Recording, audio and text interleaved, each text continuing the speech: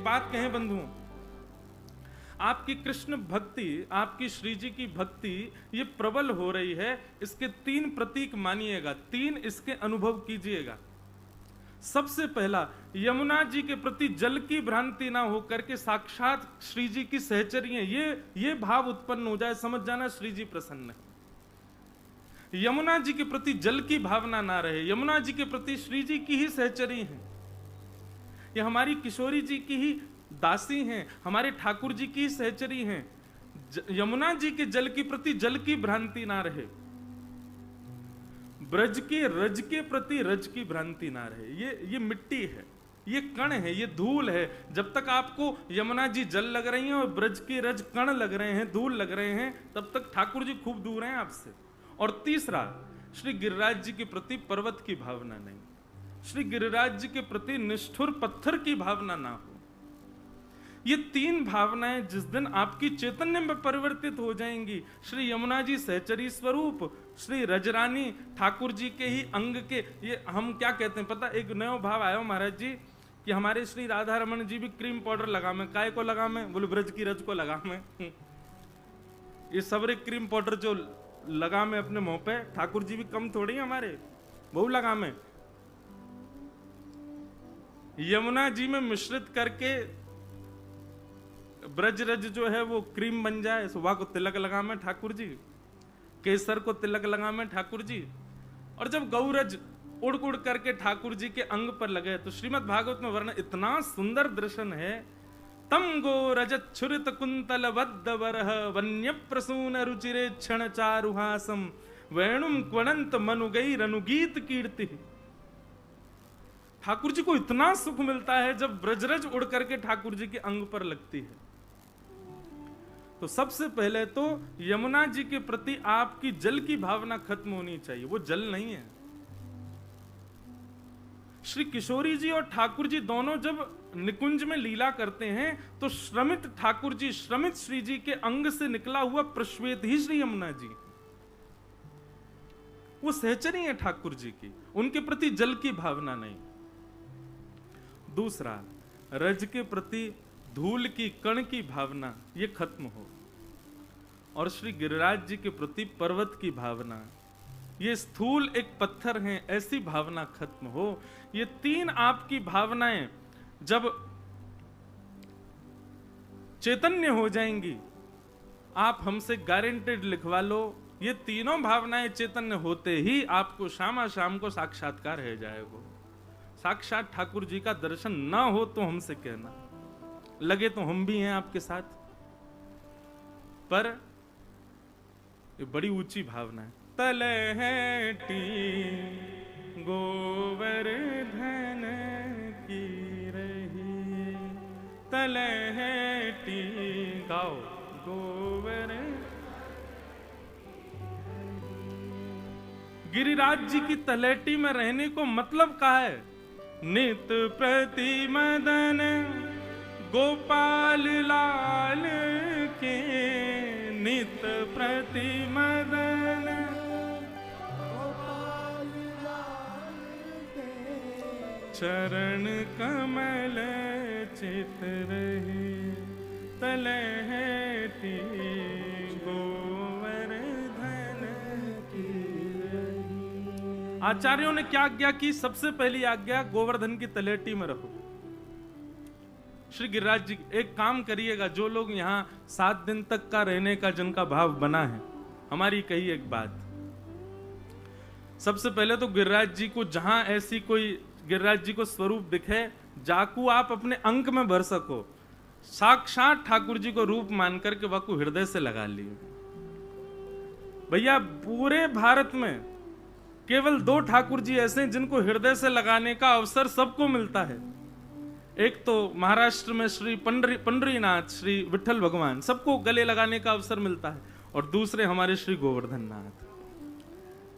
भैया जितने भी मंदिर हैं सब जगह अपरस की सेवा है, पर सब मंदिरन को मंदिर तो ठाकुर श्री गोवर्धन नाथ है। जो लोग शिकायत कर रहे हैं कि हमको बिहारी जी दर्शन ना भय, मैं तो भैया एक और आपको युक्ति बताऊं, जन्माष्टमी पे इतनी भीड़ हो गए मंदिरन में जाना पावे, अक्षय तृतीया पे इतनी भीड़ हो गए मंदिरन में प्रवेश ना कर पावे, ऐसे ऐसे उत्सवन पे इतनी भीड़ वृंदावन में होवे, वास्तव में कहा करो गाड़ी उठाओ सीधे गोवर्धन आ जाओ, और यहाँ श्री गिरिराज जी को ही श्रृंगार करो और श्रृंगार करके भोग पधराओ, उन्हीं को अपने हृदय से लगा लो। क्या ये साक्षात ठाकुर जी नहीं है? साक्षात ठाकुर जी। तो सबसे पहली आज्ञा कहां रहो? बोले तलहटी गोवर्धन की रहिए। फिर दूसरी आज्ञा देखो, तन पुलकित ब्रज रज में लोटत, तन पुलकित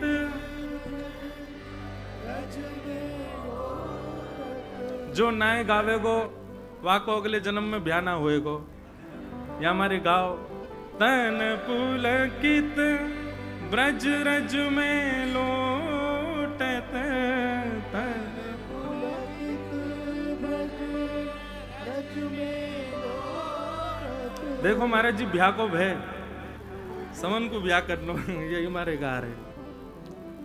श्री गोविंद कुंड में नहीं है तलहटी, गोविंद कुंड में नहीं। सबसे पहले तो गिरिराज जी में रहो, और दूसरी आज्ञा तन पुलकित ब्रज रज में लोटत।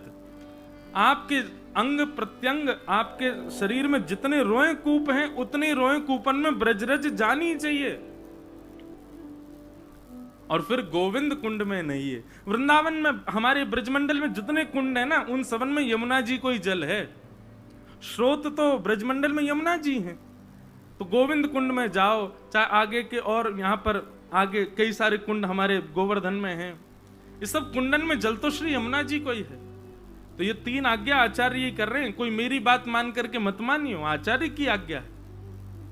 तलहटी गोवर्धन की रही, तलहटी गोवर्धन की रही। और फिर अंतिम आज्ञा। वैसे आज्ञाएं तो अनंत हैं, पर रसिक जनन को भाव है। मुझे ये बात इतनी प्रिय लगती है। आप श्री राधा रमन जी से अपने हृदय की बात कहो, श्री बिहारी जी से अपनी हृदय की बात कहो, लेकिन कभी कभी ऐसा मन में भाव आ जाए, इतने सारे लोग हमारी सुन रहे होंगे कि ना, पर गिरिराज जी में तो भैया कोई एकांत कुंज देख ले, कोई एकांत स्थान हो गिरिराज जी के पास में, तलेटी में जाकर। अच्छा तलेटी में ऊपर मत चढ़ जाइयो, नहीं तो मोह मारेंगे ब्रजवासी। यूं कहेंगे दारी के तू सबन को यहाँ चढ़ाए रहो, ऊपर मत चढ़ियो।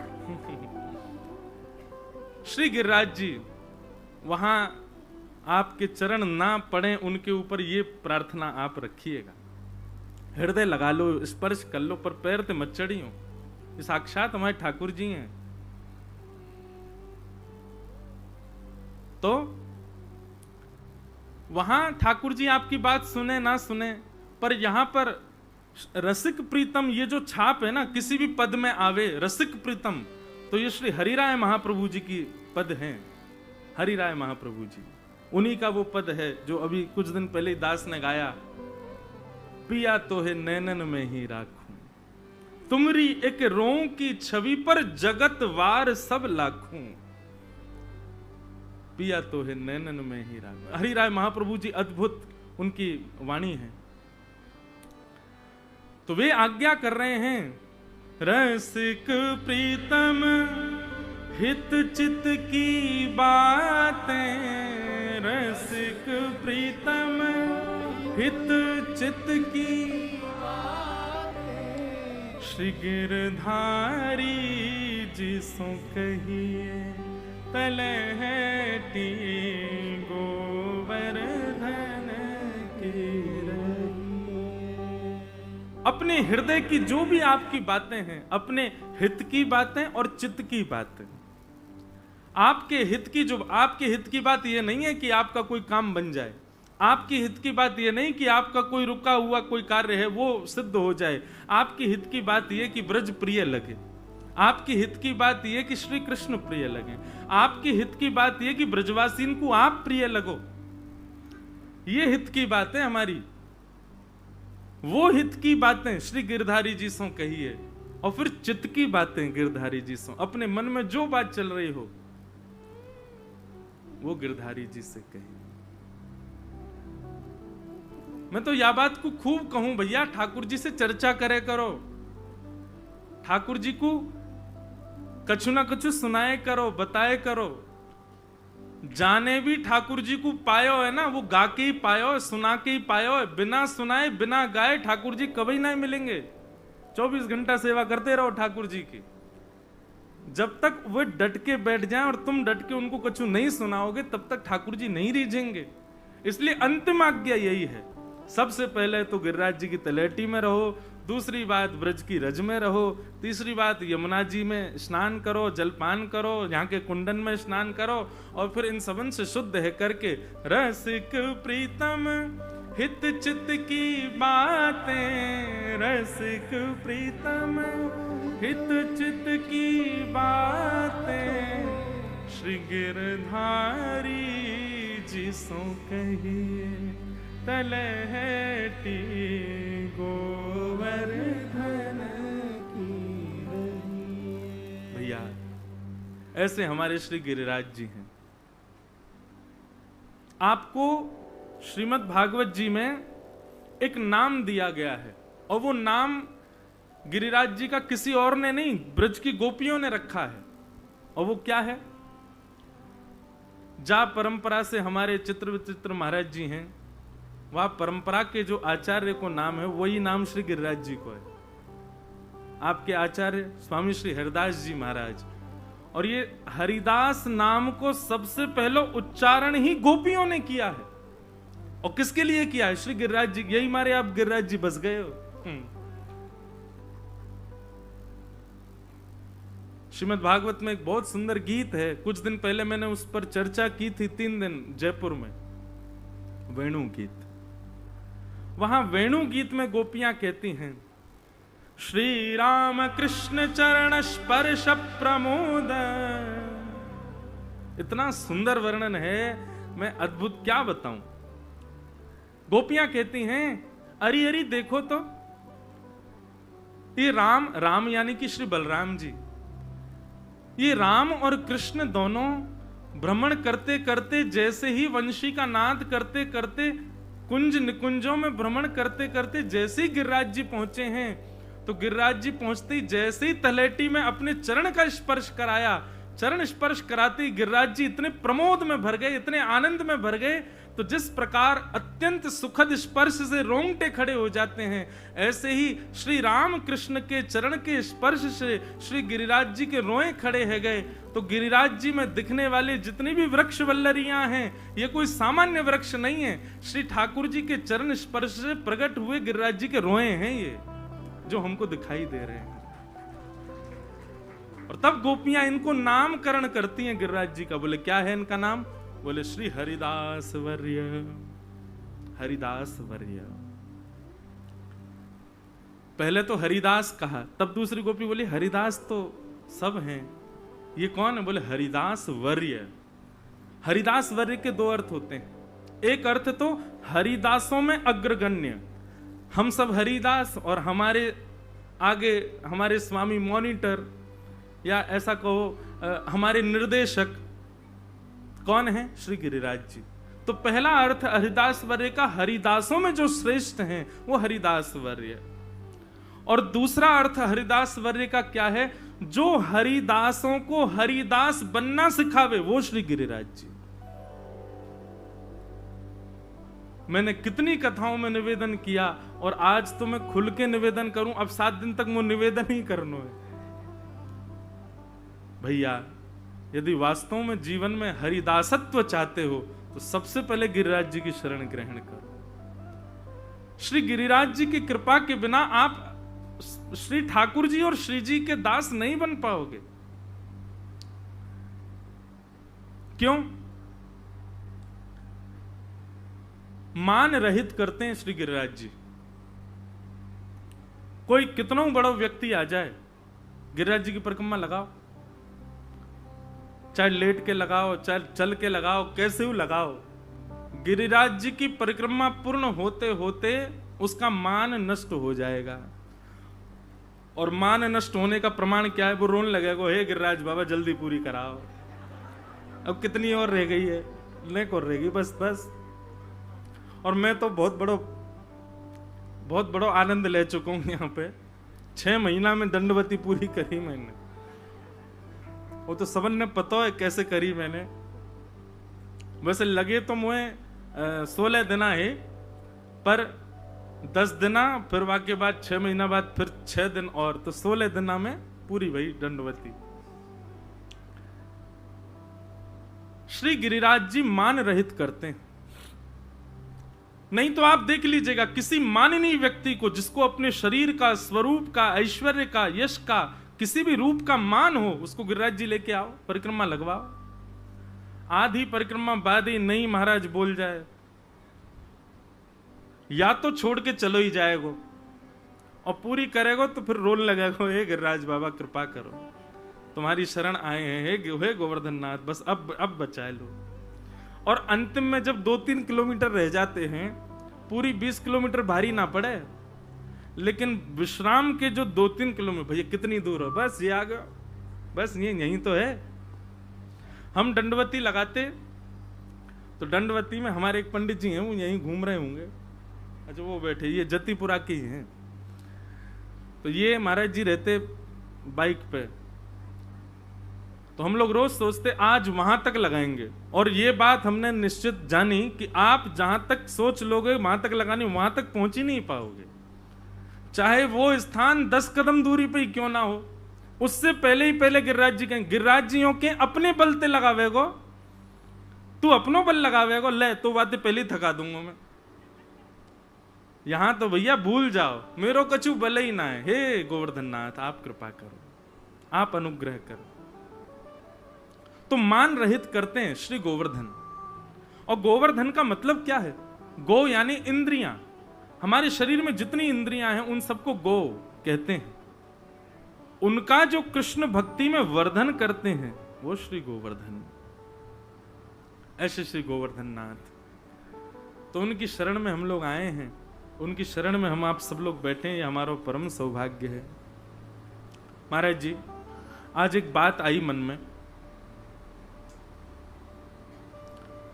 श्रीमद् भागवत की सबसे पहली कथा कहां हुई? तो आज तक हम एक ही स्थान का नाम कहते आए हैं। कई लोग नैमिषारण्य का नाम कहते हैं, कई लोग सुक्ताल का नाम कहते हैं, कई लोग हरिद्वार ऋषिकेश का नाम कहते हैं। परंतु इतनी बार ये कथा कही, आज ही मन में आया भागवत जी की सबसे पहली कथा श्री गोवर्धन में हुई, श्री गिरिराज जी में हुई। अब कैसे हुई ये प्रमाण सुनो।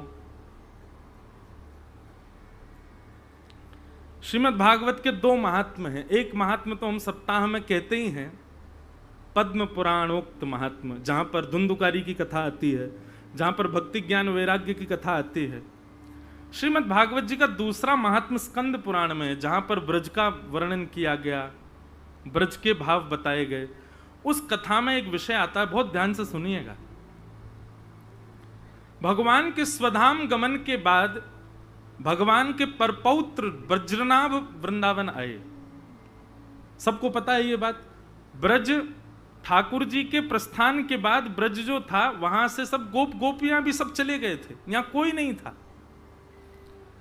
ब्रजनाभ को भगवान की आज्ञा थी कि तुम हमारी पत्नियों को लेकर के जाओ, वृंदावन रहो। 16,100 पटरानियों को लेकर के ब्रजनाभ वृंदावन आए। तो जब वृंदावन आए तो वृंदावन में कोई था ही नहीं, केवल और केवल ब्रजा, ये लता गुल्म पत्र पुष्प, बस और कुछ नहीं। ब्रजनाभ और उनकी सब माताओं ने आकर के महल आदियों को व्यवस्थित किया। ब्रजनाभ सोचने लगे क्या करें।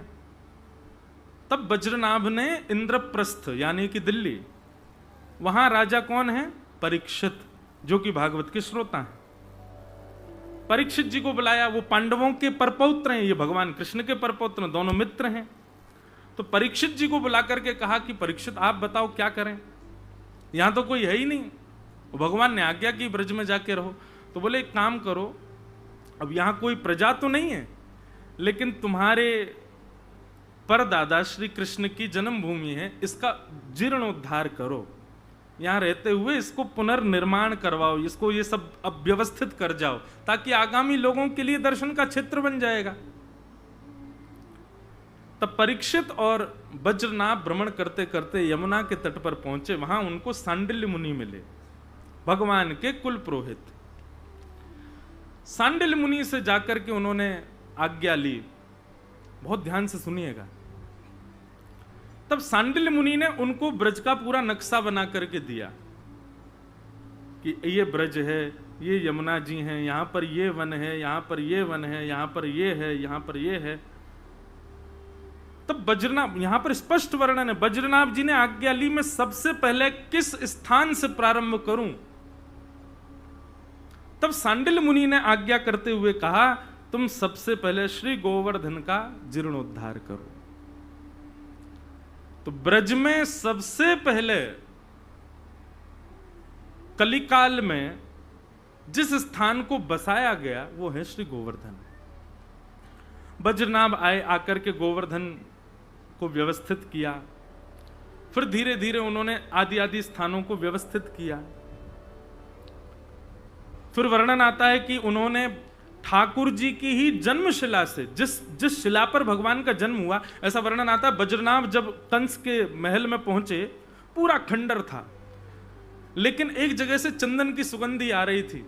तो जैसे ही ढूंढते ढूंढते पहुंचे तो उस कारागृह में पहुंचे जहां देवकी और वसुदेव बंधी थे। सब जगह काई लग गई थी, सब जगह बेल चढ़ी हुई है, सब जगह धूल लगी है, लेकिन एक शिला वो ऐसी लग रही है मानो अभी किसी ने पंचामृत अभिषेक किया हो। वे समझ गए कि ये वही शिला है जिस पर हमारे पितामह, हमारे परदादा श्री कृष्ण का प्रादुर्भाव हुआ, अत्यंत सुगंधित। तब उसी शिला से उन्होंने ठाकुर जी के कुछ विग्रहों का निर्माण किया, जिसमें श्री गोविंद देव प्रभु, श्री गोपीनाथ जी और श्री मदन मोहन जी, ये तीन ठाकुर विराजमान हुए। वैसे वर्णन तो आता है कि आप लोग जब कृष्ण जन्मभूमि दर्शन करने जाएंगे तो जन्मभूमि के पास में श्री केशव देव जी का मंदिर है। वो केशव देव जी भी वज्रनाभ के द्वारा विराजमान किए गए।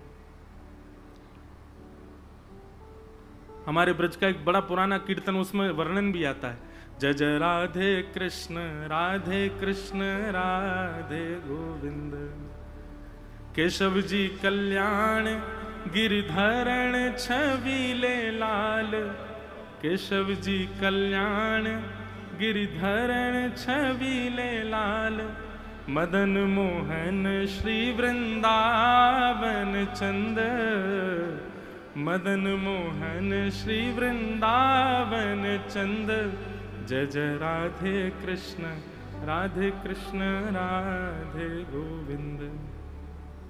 तो मदन मोहन जी, गोपीनाथ जी और श्री गोविंद देव जी, ये तीन स्वरूप भी बनवाए। फिर थोड़ा समय व्यतीत हो गया, तीनों भूमिगत हो गए। फिर रूप गोस्वामी, सनातन गोस्वामी और मधु पंडित, ये तीनों आकर के भजन किए और इन तीनों ने इन तीनों स्वरूपों को पुनर्प्रकट किया वृंदावन में। हम लोग सप्तनिधि के पद में गाते हैं। तो जीर्णोद्धार होने लगा ब्रजमंडल का। तब कृष्ण पटरानियां यमुना जी की खोज करने निकली कि हमें पता है कि हमारी अष्ट बड़ी जो रानियां हैं, 16,001 से पूर्व जो 8 महारानी, उनमें एक यमुना जी, वो तो ब्रज में सदा रहती हैं। तो ढूंढते ढूंढते जब वे यमुना के तट पर पहुंची और श्री यमुना जी को प्रसन्न मुद्रा में बहते हुए जब उन्होंने देखा तो उनको शोक भी हुआ और प्रसन्नता भी हुई। तो प्रसन्नता क्यों हुई कि देखो हमारी बड़ी बहन मिल गई, लेकिन शोक इस बात का कि देखो हमको तो कृष्ण का इतना विरह है और ये बड़ी प्रसन्नता में बह रही हैं। तो 16,100 रानियों ने यमुना जी से प्रार्थना की, आप इतनी प्रसन्न क्यों हो? आपको कृष्ण के जाने का विरह नहीं? आपको हमारे स्वामी के लीला विश्राम का विरह नहीं हो रहा? तुरंत श्री यमुना जी प्रकट हो गए और प्रकट होकर के बोले, विरह होना स्वाभाविक है, पर मुझे एक ऐसी पूंजी प्राप्त है जिससे मुझे विरह नहीं हो रहा है। 16,100 रानियों ने कहा, हमको भी बता दो क्या है ऐसा तुम्हारे पास जिससे तुमको विरह नहीं होता। तब कालिंदुर्वाच, आत्मा रामस्य कृष्णस्य ध्रुवमात्मास्ति राधिका तस्य दास प्रभावेण विरहोस्मान् संस्पृशेत। बोले हमारी आत्मा श्री कृष्ण है, तुम्हारी आत्मा श्री कृष्ण है, पर श्री कृष्ण की आत्मा तो श्री राधिका रानी है। तस्य दास प्रभावेण, उन राधिका जी के दासत्व का यह प्रभाव है कि विरहोस्मान न संस्पृशेत, मुझे विरह नहीं होता।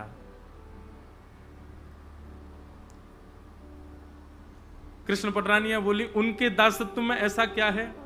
बोले जाके अधीन सदा ही सांवरो, जाके अधीन सदा ही सांवरो, या ब्रज को सिर ताज हमारे माई, या ब्रज को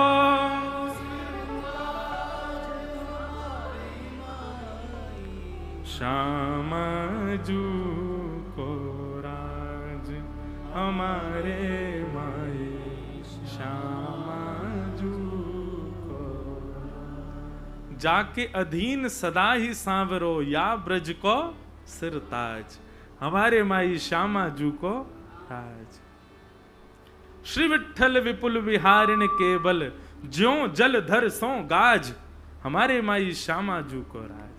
इतना सुंदर इसका मुझसे किसी ने अर्थ पूछा कि विठ्ठल विपुल विहारिण केवल जो जलधर सो गाज। मैं बद्रीनाथ जा रहा था और महाराज जी मैं पूरे रास्ता यही सोचता रहा इसका अर्थ क्या है, इसका अर्थ क्या है? जो जलधर सो गाज। और जब बद्रीनाथ पहुंचा ना तब भाव समझ में आया। श्री विठ्ठल विपुल विहारिण देव जी कह रहे हैं, बोले किशोरी जी की सामर्थ्य कैसी है, किशोरी जी के शरण में रहने वाले कितने निडर हो जाते हैं, किशोरी जी के शरणागत अनुगत्य में रहने वालों को किसी से भय नहीं होता, किस बात से निर्भीक रहते हैं।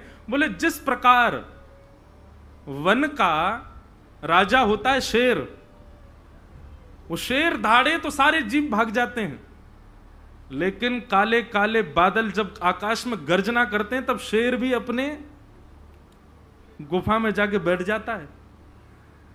बोले भैया काम क्रोध लोभ मोह ईर्षा द्वेष अभिनिवेश अहंता ममता चिंता ये हमारे जीवन रूपी जंगल के शेर हैं। जब काम धाड़ मारता है हम लोग डर जाते हैं, जब क्रोध धाड़ मारता है हम लोग भयभीत हो जाते हैं, लेकिन ये काम क्रोध लोभ मोह ये सारे शेर, इन पर जब हमारी श्री जी के पैरन की नूपुर की झनकार ये सुनाई देवे तो ये सबरे अपने बिलन में घुस जाएं। विठ्ठल विपुल विहारिण केवल जो जलधर सो गाज।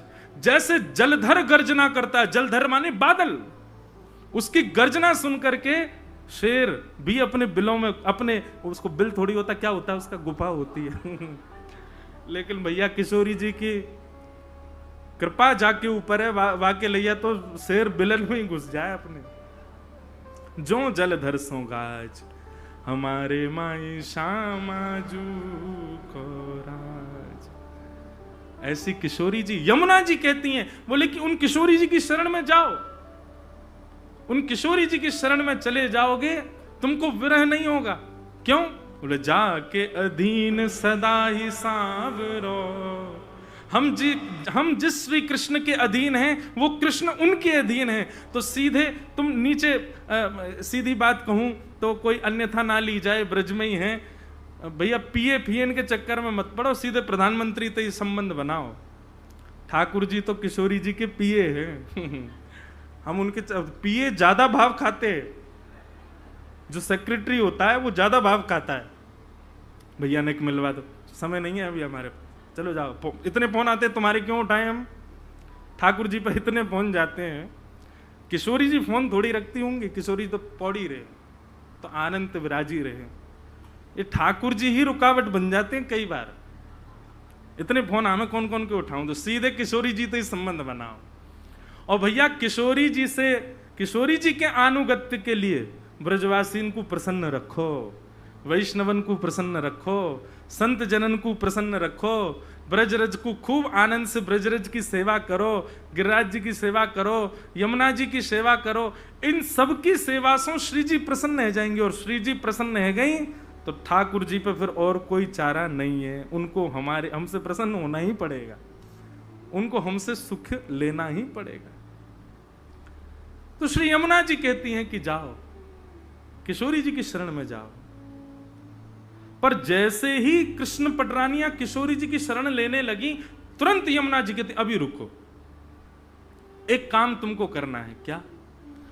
किशोरी जी की सेवा में कहीं अपराध ना बन जाए, उसके पहले एक बार भागवत की कथा सुनो। तो कृष्ण पटरानियां कहती हमको कौन सुनाएगा कथा? बोले अरे ब्रजमंडल में ठाकुर जी का यश गावे वारे छुपे छुपे बैठे रहे। यमुना जी से आज्ञा ली, बोले कि आप आज्ञा करो। कहां है, कौन है? तब यमुना जी और सांडिल मुनि दोनों आज्ञा, वहां सांडिल मुनि वज्रनाभ को आज्ञा करते हैं और यमुना जी यहां कृष्ण पटरानियों को आज्ञा करती हैं कि श्री गोवर्धन में कुसुम सरोवर है, और वहां कुसुम सरोवर के लता गुल्म पत्रों में श्री उद्धव जी महाराज बैठे। कृष्ण पटरानियां बोली उद्धव जी तो बद्रीनाथ चले गए। बोले उद्धव जी का देह बद्रीनाथ में है, उद्धव जी के प्राण तो श्री ब्रजमंडल में ही हैं। क्यों? जब उद्धव जी वृंदावन गए तो उन्होंने मांगा है, आशा महो चरण रेणुज श्याम हम श्याम वृंदावने किमपि गुलमलतोषधीनाम। उद्धव जी ने मांगा है भगवान से। क्या? हे विधाता, यदि तुम मेरी भक्ति से, मेरे भाव से, मेरे ज्ञान से, मेरे वैराग्य से, मेरे किसी भी उपाय से थोड़े भी प्रसन्न हो, तो उस थोड़ी प्रसन्नता का एक फल मुझको दे दो। क्या? कि मुझे वृंदावन वास मिल जाए, और वृंदावन में कोई मुझे इंसान मत बनाइए। तो क्या बनना है वृंदावन में? बोले वृंदावने किमपि गुलमलतौषधीनाम, वृंदावन में कोई छोटा सा पौधा बनाओ, बड़ा वृक्ष भी नहीं कहा है, छोटा पौधा बना दो। क्यों? बोले जब जब ब्यार चलेगी, जब जब हवा चलेगी, इन ब्रजवासीन की चरण रज उड़ उड़ करके मुंह को सुनाई देगी, वही में मेरो सुख रहेगा। ये वरदान मुझे चाहिए।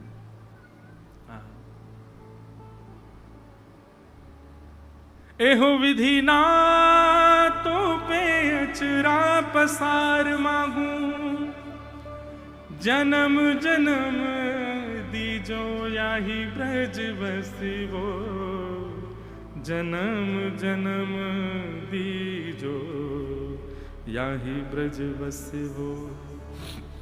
एक वैष्णव मुझे मिले, मुझसे बोले महाराज जी मुझे वृंदावन मिल गया। मैंने कि अच्छा, अब? बोले अब मेरी कोई अभिलाषा नहीं है ठाकुर जी से, अब मैं कुछ मांगता ही नहीं ठाकुर जी। ठाकुर जी ने सब दे दिया। सुबह राधा वल्लभ जी, बिहारी जी, सब जगह दर्शन करता हूं और आनंद से ब्रज में रह रहा हूं, अब मुझे कुछ नहीं चाहिए। मैंने कहा ऐसा मत करो, मैंने कुछ तो मांगो। बोले क्या? अगले जन्म का रजिस्ट्रेशन मांगो वृंदावन में। ये तो ठाकुर जी से बार बार मांगनो है कि नाथ वृंदावन नहीं छूटे हमारा।